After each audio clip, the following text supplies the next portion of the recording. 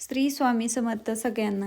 आज सकाळूनच झेंडूची फुलं आणण्यासाठी शेतामध्ये निघालेली. मला गुढीला हार बनवायचा होता. वैष्णवीने इथं तांब्यावरती स्वस्तिक काढून घेतला आणि आपण ज्यावेळेस असं गुढी उभा करायला नसतो ना, त्यावेळेस सगळेजण कामाला लागतात. तर त्यांनी इथं गुढी उभा करून घेतली.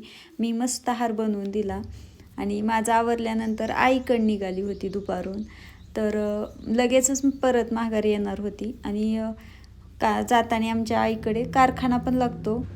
मी माहेरी पोचली आणि माहेरच्या अंगणातली गुढी खूप दिवसांनी पाहिली. खूप छान वाटलं आणि इथं वहिनीने आमच्यासाठी जेवणाचं ताट बनवलं. आम्ही जेवण केलं आणि जेवण झाल्यानंतर थोडा वेळ थांबले मी तिथं आणि नंतर घरी आले. घरी आल्यावरती 4 वाजता शेतामध्ये गेल्यावर एक साऱ्यामध्ये मका डोबायचीच राहिली होती.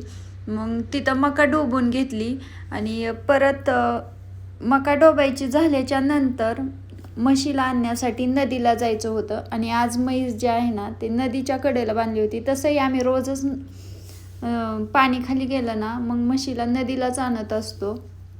तर तुम्ही पाहू शकता म्हशीला कुठं बांधलेलं आहे.